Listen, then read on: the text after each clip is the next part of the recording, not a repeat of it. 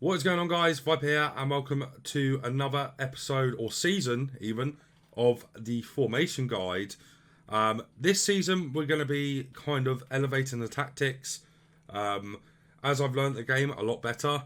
I get rank 1 every week at the moment, and the tactics I'm currently using are the 4-1-2-1-2 ones, but they're ever so slightly, or quite drastically actually, changed. Straight away, the most important thing for you guys to notice is you must have good fullbacks to play the style we're going to be showing you in this video. It's very, very important to have fullbacks that can shoot, are very, very fast, and are able to get up and down the pitch very quickly. Obviously, we've got a Tau who is extremely good for the way we're going to be playing.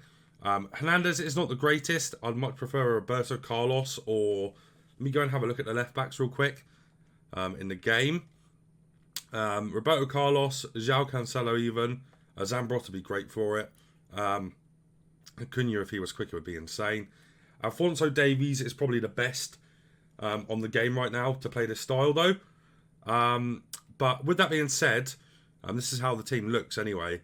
And let me show you the tactics. So it's 4-1-2-1-2 narrow. These are extremely aggressive, okay? I used these the entire weekend league and got rank 1 this week. If you want to see the gameplay, go to my Twitch, twitch.tv/Vitalization. You can see all the highlights there, or you can come watch me play whenever I play weekend league. So Friday, Saturday and Sunday. Come over there and you can see the way I do play with this formation. As there's going to be no gameplay in this video because we're going to be diving so deep into these tactics. I've got a lot to talk about and why they work and why it is so good. Obviously, they're very, very, very aggressive. The press after possession loss. This is very similar to the way I played FIFA last year. So if you guys are returning from FIFA 21, you would have seen these tactics before. They just work so much better this year. Now, after the patch, they didn't work before the last live tuning patch. I think with the kind of speed increase to ground passes, I think it's made this a lot easier to use. Press after possession loss, obviously, is really, really, really aggressive. As soon as you lose the ball, essentially, if you watch real-life football and you're big into real-life football, it's essentially a gegenpress. As soon as you lose the ball, you've got 7 seconds instead of 8, as it would be in real life, to retake the ball. And if you don't, you're going to be drastically out of position. Then you're relying on your 2 centre-backs to bail you out. Most of the time, though, you will end up getting the ball back, unless you get very unlucky. Just make sure you have high aggression players in your team. This will work a treat. 50 width, 55 depth. The reason the depth is higher, we're already playing aggressive. We might as well have this a bit higher. It's very important that your centre-backs are extremely fast. And you just make sure they have pace cards on them as well. Obviously, I have Kimpembe and Varane. I am looking to upgrade them before the next weekend league, especially Kimpembe. But another thing as well with your centre-backs, you need to try and make sure they have good ball playing abilities. Mine don't. And that's the only issue I have playing this formation and the way I'm playing it. If you do have fast centre-backs with good ball playing abilities, you will love this formation. Once again, let me stress, before you guys go and use this, you have to be confident in your ability to play this. Not only that, you really, really do have to accept the fact that you are going to have to dominate the game. You're going to have the possession for long periods of the game. And yeah, you will make opportunities. You're going to have so many players forward that it's a lot of back to the centre-backs when you don't have an option going forward or every lane's cut off. And then into the centre-back to the full-back who's playing at like left forward for most of the game, or to the right back, if you're on the other side. Fast build-up is how this works. So essentially, your 2 centre-backs will be like basically on the halfway line when you're attacking, maybe a bit deeper than that. And then the rest of your team is going to be in the final third. So your full-backs are going to be playing at like left wing and right wing. Your CDM will be just a bit higher than the halfway line, but the rest of the team is going to be bombed into the final third of the pitch. That's because of the fast build-up. A lot of players are going to be forward. You're going to have a lot of options. You're going to be able to kind of drown out your opposition just because of the amount of options you have. They've got so many lanes to mark. There's so much going on for them that they're not going to know what to do. That also plays into the direct passing that I found. Works really well coupled with the fast build-up. Because they'll kind of get into areas of the pitch where, you know, they're kind of like back to the centre-back.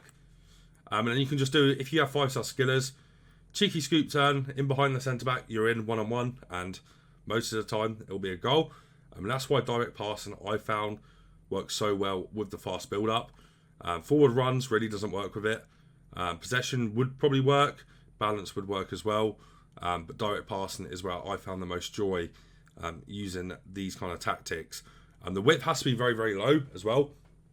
You could maybe bump this up to like 35, 40 if you want to get more width on your fullbacks. But my fullbacks go quite narrow here. So they're kind of more like a right forward and left forward, which I quite like. And yeah, so it's just essentially you've got 2 extra players in the attack. So the way we're going to set up on the instructions, I'll show you in a minute. You can have so many bodies forward, it's going to be mental. Players in the box is 8.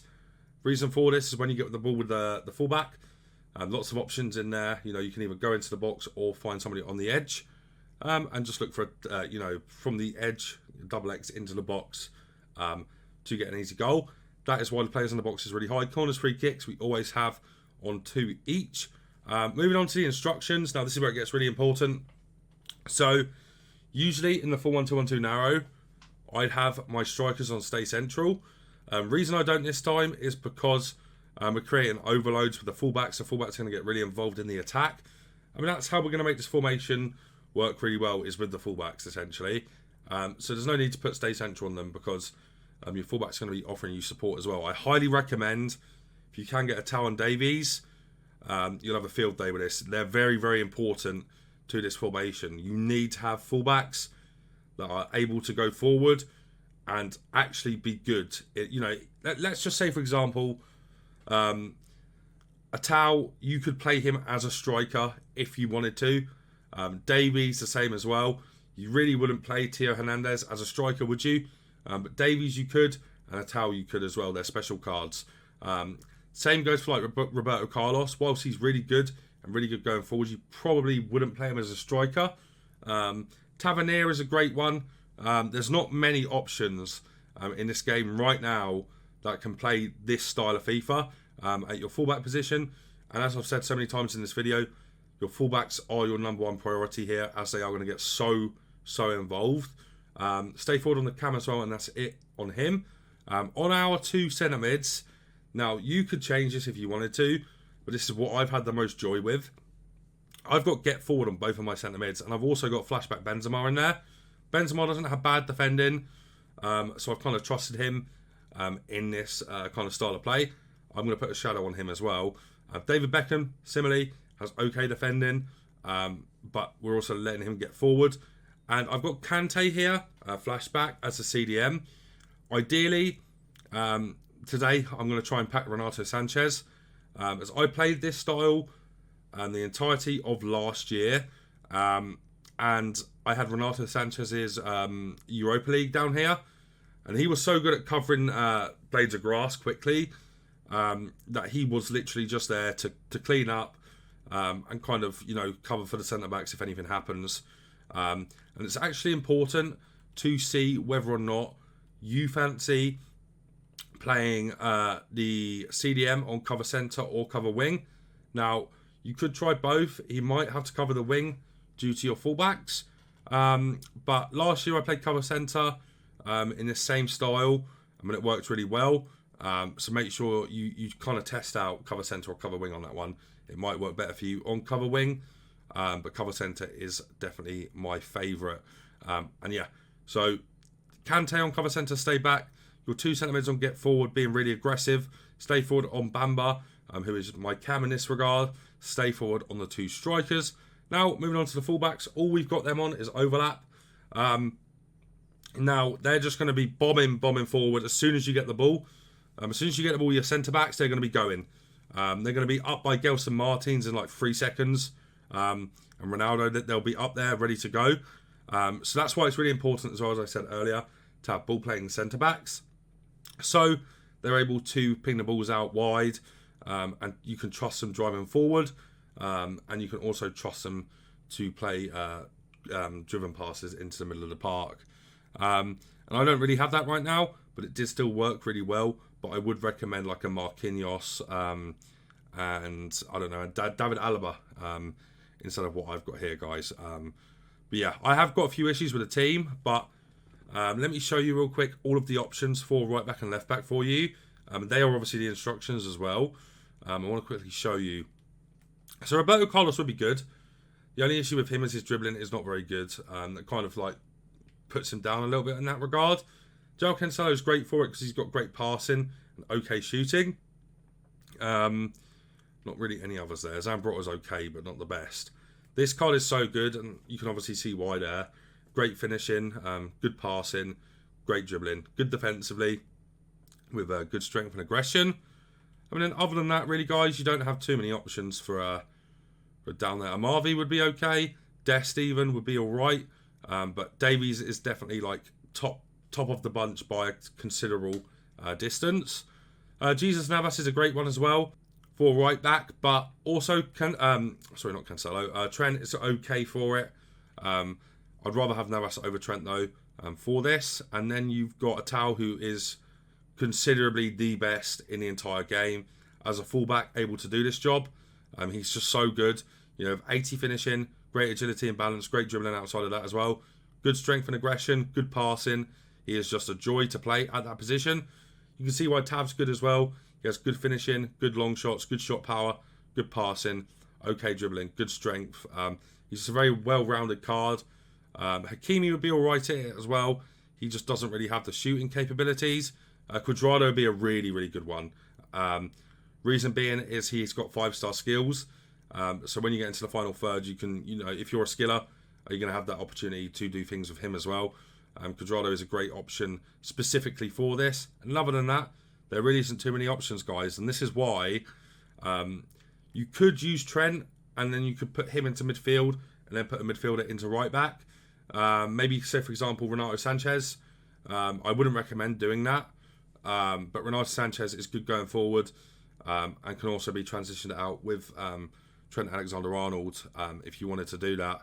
But yeah, that's how we set up, guys. I've shown you the tactics now. I've shown you everything. I've tried to explain everything best I could. It works really, really well. You just have to trust yourself and be confident in your ability. And it just works so well, man. If you're dominating a game, switch into this and you'll scare the opposition. I play this from minute 1, but I trust my ability really well. So if you guys do trust yourself, go and rock this. Might take a bit of time to get used to. Just remember that the only 2 players you're going to have back when you're attacking is your 2 centre backs, okay? And your CDM will kind of be sitting a bit in front of them. You could try drop between defenders on your CDM as well if you wanted to. I don't really like it though. But yeah, guys, that's the formation and the tactics and the instructions to go alongside with it. So guys, if you did enjoy today's video, make sure you leave a like on it and you're subscribed to the channel if you're not already.